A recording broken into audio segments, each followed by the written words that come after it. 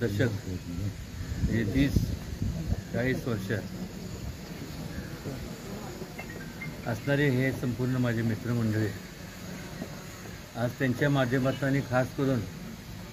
माझे मित्र सुशील दादा मोजर यांचं प्रतिष्ठान त्याच्या माध्यमातून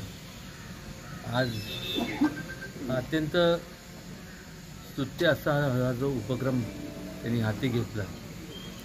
खऱ्या अर्थाने त्यांना व त्यांच्या संपूर्ण प्रतिष्ठानमधल्या असणारे संपूर्ण जे त्यांचे पदाधिकारी असतील, सहकारी मित्र असतील, या सगळ्यांना सुद्धा मी धन्यवाद देतो की पावसाळ्याच्या काळामध्ये ज्यावेळेस अनेक ते दुर्लक्षित